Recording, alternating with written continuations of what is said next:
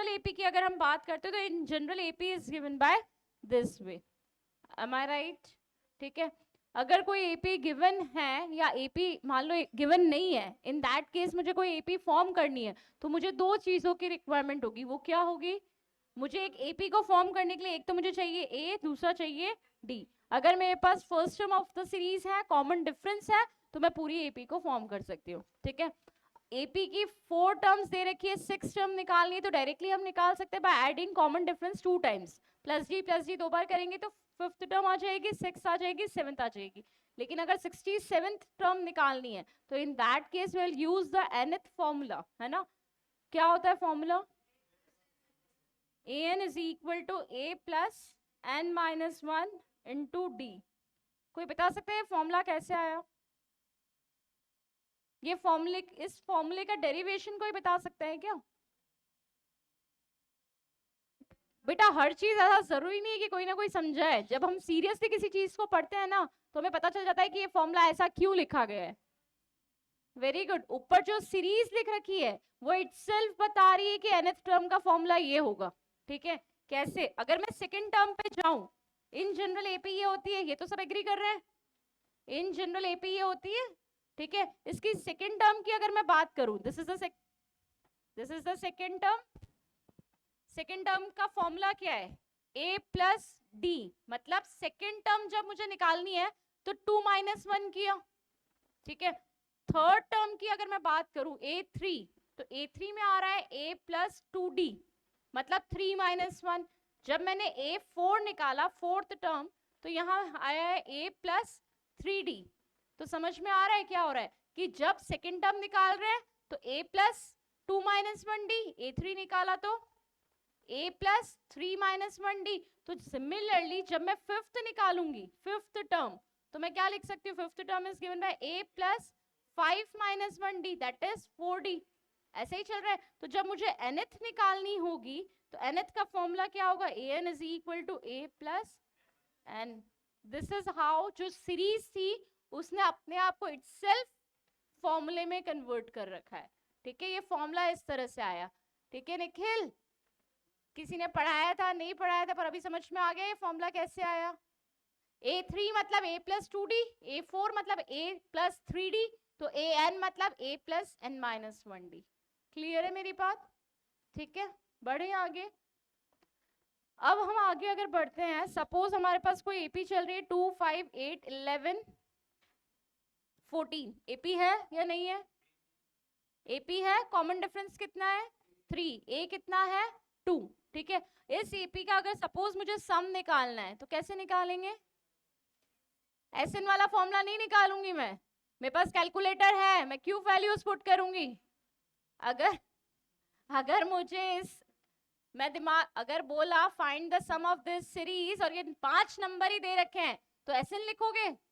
थोड़ा सा common sense लगाना है। मैथ्स आती है पर थोड़ा सा कॉमन सेंस भी लगाएंगे। कितना आया? 40। ठीक है, सम कितना आ गया इसका?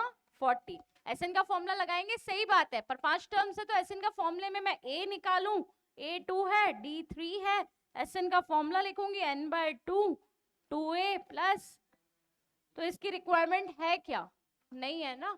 अगर आपके पास लिमिटेड नंबर ऑफ टर्म्स हैं, मान लो 6 टर्म्स का भी निकालना है तो ए डी दिख रहा है, 14 के बाद 17 लिख के डायरेक्टली सम कर सकते हैं on the calculator, direct answer आ जाएगा, आ जाएगा ना। लेकिन जैसे ही नंबर ऑफ टर्म्स इंक्रीज हो जाती है मतलब मान लो आपको बोला 17 टर्म का सम निकालो, तो अब या तो 17 टर्म्स लिखो और 17 को ऐड करके आंसर निकालो। बट हमारे लिए फिजिबल नहीं है कि हम लोग 17 टर्म्स लिखे उन्हें काउंट करें कि now it is 17 term and will start adding the terms in the calculator. तो इट ऐसा पॉसिबल नहीं है। पॉसिबल तो है, फिजिबल नहीं है।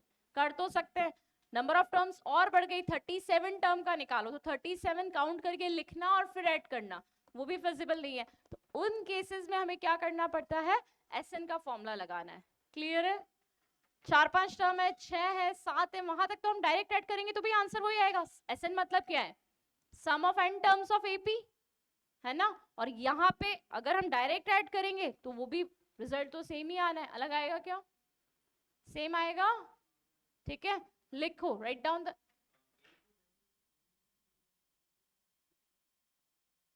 तेज बोलो।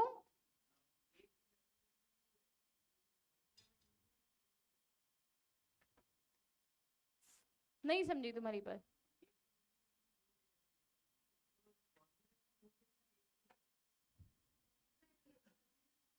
फॉर्मूला है बेटा ये इटसेल्फ n/2, ये भी फॉर्मूला है, इसका डेरिवेशन बहुत लेंदी हो जाएगा, इसलिए रहने दो, डायरेक्ट फॉर्मूला समझ लो इसका, ठीक है। Sn इज इक्वल टू, सारी टर्म्स को इन जनरल फॉर्म में लिखो और फिर उन सबको ऐड करके देखो, उससे कुछ और बनेगा, फिर फॉर्मूला लगाना पड़ेगा, ठीक है। Sum of n terms of natural numbers, उस तरह का फॉर्मूला लग के फिर डेरिवेशन आएगा इसका। अभी ये समझ लो कि ये फॉर्मूला होता है। Write down the heading sum of n terms of AP। Write down the heading sum of n terms of AP. Sum of n terms of AP. It is denoted by Sn.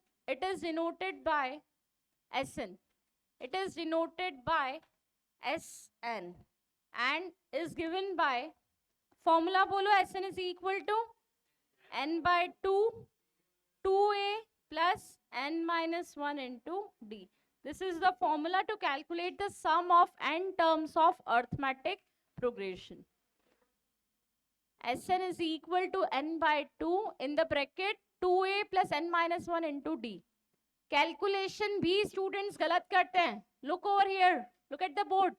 n minus 1 सबसे पहले simplify करना है, n minus 1 को multiply करना है d के साथ, उसको फिर ऐड करना है 2a के साथ, और फाइनली जो सम आ रहा है उसको मल्टीप्लाई करना है n/2 से। कैलकुलेशन भी गलत करते हैं स्टूडेंट्स, सबसे पहले n minus 1 करना है, इंटू करना है इसे कॉमन डिफरेंस से, आफ्टर दिस 2a को ऐड करना है और फाइनली मल्टीप्लाई करना है n/2 से। क्लियर है? फॉर्म, हाँ क्लियर है? बढ़े आगे, ठीक है। There is another formula to find the sum of n terms of AP. It is given by n/2 a plus l. Sn is equal to n/2 a plus l. There is another formula to find the sum of n terms of AP and it is given by Sn is equal to n/2 a plus l. क्या बता रही हूँ लिखो, here L is equal to last term of the AP, last term of AP. It is also denoted by an. L बोलो या an बोलो एक ही बात है. L is the last term of AP. It is also denoted by an. L is the last term of AP and it is also denoted by an. Krishna इस फॉर्मूले से इस फॉर्मूले का डेरिवेशन बताओ। देखो Sn is equal to n/2, bracket में क्या लिखा है 2a plus n minus 1d। इस 2a को अगर मैं स्प्लिट करूं तो क्या लिख सकती हूँ a plus a, तो यहां लिख दिया 2a की जगह a plus n minus 1d, और ये पूरा क्या है a plus n minus 1 into d। This is the formula of an और an को l बोला, तो ये क्या हो गया n/2 as it is a plus l या an आया।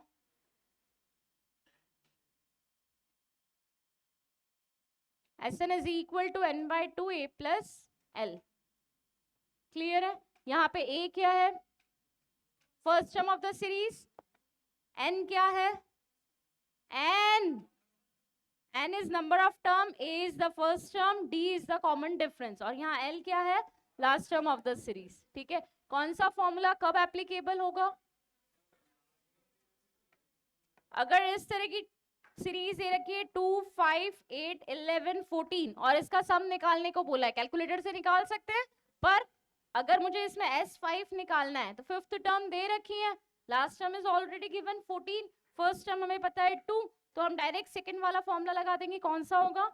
n/2 a plus l। n मतलब 5/2, 2 plus 14, 2 plus 14 is 16, 5/2 into 16 कितना आया 40। क्लियर है? क्लियर है?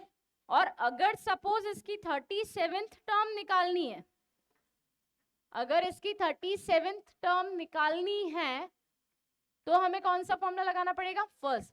सेकेंड वाला लगा सकते हैं, कोई दिक्कत नहीं, लेकिन उसके लिए पहले मुझे क्या निकालना पड़ेगा? A37। या तो पहले A37 निकालो और फिर ऐसे।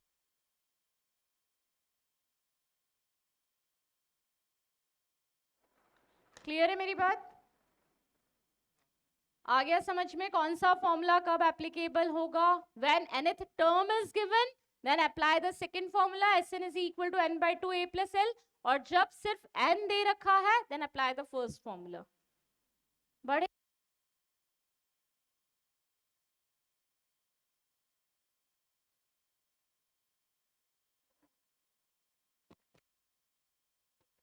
फर्स्ट क्वेश्चन लिखेंगे, find the sum of find the sum of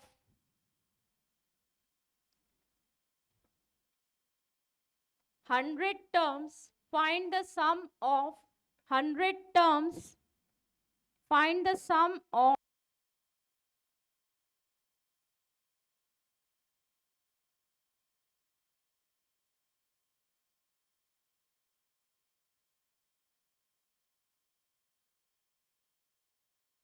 find the sum of 100 terms of the series 951। A कितना है? A कितना है? D कितना है? D is 4 नहीं है कौशल? हाँ, तो जितनी दिमाग बोलने में लगाते ना, एक्स्ट्रा बोलने में, कमेंट पास करने में, उतना इधर लगाना है। कितना आ रहा है?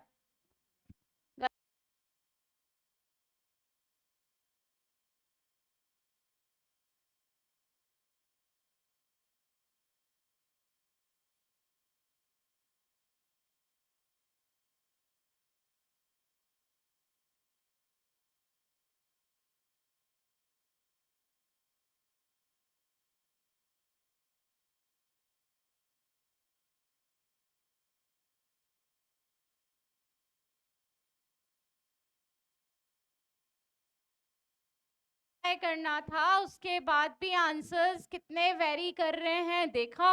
हमें ऐसा लगता है हम सही करेंगे पर फिर भी गलतियां हो जाती है।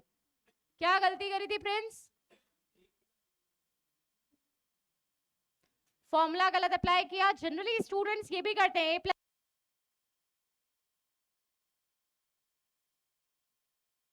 कृतार्थ क्या मिस्टेक किया था? आंसर ये क्यों आया -20,700?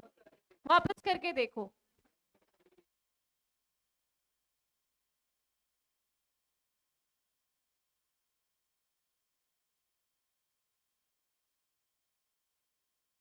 -18,900 करके बताऊं क्यों? टीचर बॉयज, आपको निकालना है S100। A दे रखा है आपको 9, D दे रखा है कौशल। अगर D को 4 ले लिया तो वैल्यू सारी पॉजिटिव में आ जाएगी पूरा।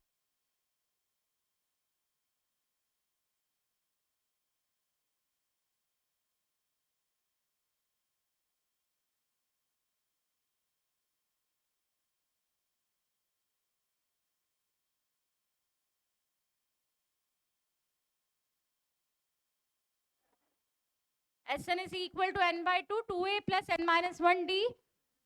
100 by 2, 2a, 2a मतलब 8।